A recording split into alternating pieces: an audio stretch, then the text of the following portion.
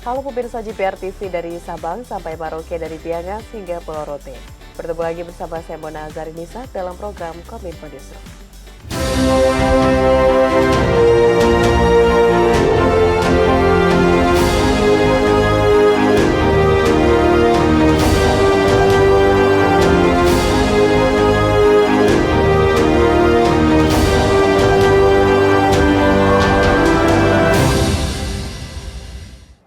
Pemirsa, kita ke informasi pertama. PLT Menteri Komunikasi dan Informatika Mahfud MD kembali menegaskan bahwa proyek seperti Base Transceiver Station 4G, satelit Satria hingga Palaparing tetap berjalan. Hal ini disampaikan usai pelantikan dan pengambilan sumpah jabatan pejabat pimpinan tinggi media di lingkungan Kementerian Komunikasi dan Informatika. PLT Menteri Komunikasi dan Informatika Mahfud MD memastikan proyek penyediaan infrastruktur Base Transceiver Station 4G dan infrastruktur pendukungnya akan terus dilanjutkan. Presiden Joko Widodo telah memberi arahan kepada Mahfud MD agar proyek BTS 4G yang telah dikerjakan selama 16 tahun ini terus dilanjutkan. Dikarenakan sejak dimulai pembangunan pada tahun 2006 hingga 2020, proyek BTS berjalan sebagaimana mestinya dan permasalahan baru terjadi pada tahun 2021. Oleh karena itu, usaha yang telah dikerjakan selama 16 tahun ini akan sulit apabila dimulai dari awal. Bukan hanya proyek BTS 4G, proyek lain seperti satelit Satria hingga Palaparing juga dipastikan berjalan. Mahfud juga menegaskan kelanjutan proyek BTS ini tidak akan mengganggu proyek hukum terhadap perkara korupsi BTS 4G yang tetap berjalan. Pada kesempatan itu, PLT Menkominfo juga mengungkapkan kebijakan barunya di Kementerian Kominfo, yakni Badan Pengawasan Keuangan dan Pembangunan atau BPKP, hingga penegak hukum diizinkan masuk ke Kementerian Kominfo, khususnya untuk menghitung kerugian serta melakukan penyelidikan atas proyek yang berlangsung. Kementerian Komunikasi dan Informatika akan terus membuka pintu terhadap penegakan hukum dan pihak berwenang yang ingin melakukan penelitian berbagai proyek di Kementerian Komunikasi dan Informatika. Saya nyatakan dalam tugas dan wewenang saya sebagai Menkominfo yang baru, kapan saja BPKP mau masuk harus diizinkan dan saya undang untuk datang ke sini untuk menyelesaikan kasus-kasus yang sudah ada. Pun kepada aparat penegak hukum tidak akan dihalangi. KPK, Kejaksaan, Kepolisian, kalau memang ada laporan yang masuk akal untuk diteliti, kami persilahkan, kami buka pintu selebar-lebarnya. Selain itu, Mahfud juga menegaskan pelantikan pejabat tinggi yang dilakukan pada Selasa 23 Mei 2023 di lingkungan Kementerian Kominfo tidak ada kaitannya dengan kasus yang sedang terjadi saat ini, dikarenakan pergantian pejabat tersebut telah diagendakan sebelumnya. Hari ini saya melantik, ya, bukan menggusur. Karena ada yang menulis membabat, menggusur, nggak ada yang baru. Ini dari Presiden. Sebelum saya ke sini sudah ada kepresnya, oleh sebab itu tadi kepresnya sudah dibacakan. Itu udah lama sebelum ini. Pemerintah mengalokasikan anggaran penanganan ruas jalan nasional dan daerah sebesar Rp200,3 triliun. Hal tersebut disampaikan Menteri Keuangan Sri Mulyani dalam konferensi pers APBN Kita Mei 2023. Pemerintah mengalokasikan anggaran APBN untuk penanganan ruas jalan nasional dan jalan daerah, baik tol maupun non-tol, sebesar Rp203,5 triliun. Alokasi anggaran APBN yang mengacu pada arahan Presiden Joko Widodo yang tertuang dalam Inpres nomor 3 tahun 2023 tentang percepatan peningkatan konektivitas jalan daerah, bertujuan untuk menangani jalan-jalan non-nasional yang rusak dan meningkatkan kemantapan jalan daerah di seluruh Indonesia. Menteri Keuangan Sri Mulyani dalam konferensi pers APBN Kita bulan Mei 2023 menyampaikan bahwa alokasi terbesar anggaran pembangunan dan penanganan jalan yaitu untuk Pulau Sumatera mencapai Rp71,5 triliun. Selain itu, alokasi terbesar selain pembangunan jalan melalui dana alokasi khusus Rp3,8 triliun dan pembangunan jalan tol Trans Sumatera Rp3,3 triliun, yaitu untuk pembangunan jalan tol Trans Sumatera tahap 2 sebesar Rp28,9 triliun. Di dalam Sumatera 71,5 triliun alokasi anggaran belanja untuk jalan raya. dari mulai membangun jalan baru 119 km, preservasi atau maintenance 14.777 km, dan pembangunan jembatan hingga preservasi jembatan. Untuk alokasi anggaran terbesar kedua yaitu Pulau Jawa mencapai 54,1 triliun rupiah.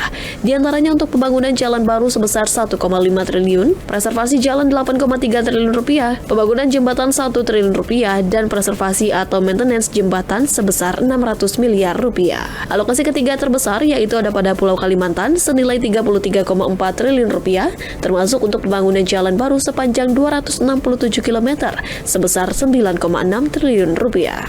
Sementara Pulau Sulawesi mendapatkan alokasi sebesar 17,3 triliun rupiah, Maluku dan Papua sebesar 19,5 triliun rupiah, dan Bali dan Nusa Tenggara sebesar 7,7 triliun rupiah. Ini adalah peta anggaran dan lokasi dari berbagai belanja yang berhubungan dengan jalan nasional dan jalan daerah yang saat ini mendapat perhatian tinggi dari Bapak Presiden maupun juga dari masyarakat. Beberapa jalan tol yang kita bangun menggunakan APBN seperti jalan tol Trans Sumatera, Kayu Agung Palembang Betung, kemudian berbagai jalan preservasi dapat dilihat di sini. Ini tentu akan meningkatkan kualitas kegiatan ekonomi dan kita berharap juga akan meningkatkan produktivitas dari daerah-daerah tersebut. Kita ke informasi selanjutnya pemirsa, Presiden Joko Widodo gelar pertemuan bersama Presiden Iran di Istana Kepresidenan Bogor. Pertemuan tersebut dalam rangka penandatanganan kerjasama bilateral Indonesia-Iran. Presiden Joko Widodo menerima kunjungan Presiden Republik Islam Ebrahim Raisi di Istana Kepresidenan Bogor, Jawa Barat. Kunjungan ini merupakan kunjungan perdana Sayyid Ebrahim Raisi ke Indonesia semenjak dilantik sebagai Presiden ke-8 Iran pada 3 Agustus 2021 lalu.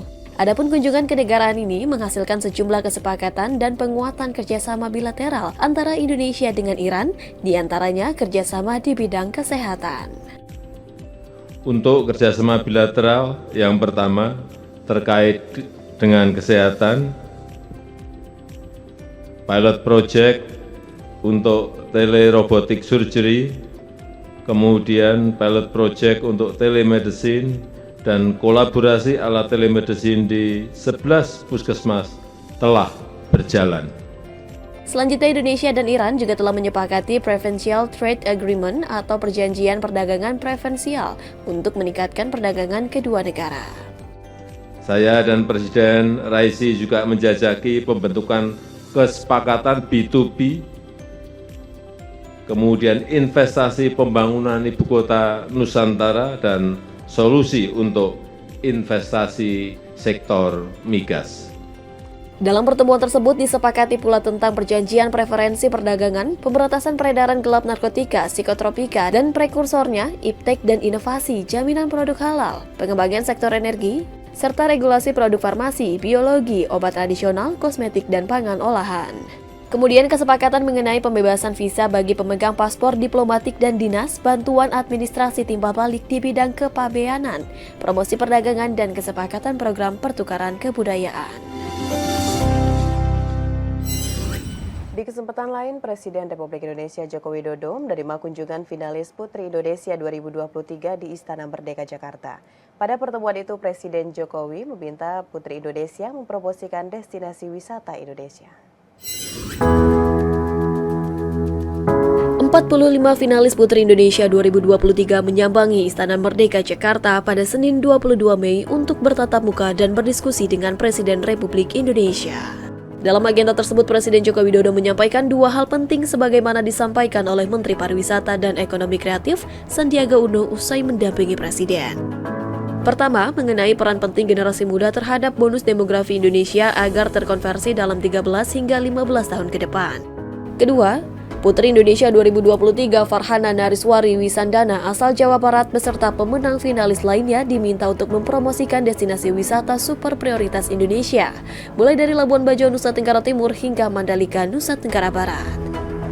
Pak Jokowi itu tadi cerita mengenai pentingnya mendorong pariwisata di Indonesia. Jadi karena kami ini kebetulan berasal dari 34 provinsi di Indonesia, sehingga kami para putri dari setiap provinsi didorong untuk lebih mempromosikan lagi, menceritakan kembali mengenai titik-titik pariwisata yang ada di provinsi kami masing-masing. Tentunya untuk generasi muda, saya berharap semuanya dapat menguasai digital, karena bagaimanapun masa semakin berjalan, globalisasi terus masuk ke Indonesia, dan harapannya seluruh generasi muda dapat menyesuaikan diri dan juga melek sains, namun tidak tercabut dari akar dan budaya Indonesia tentunya.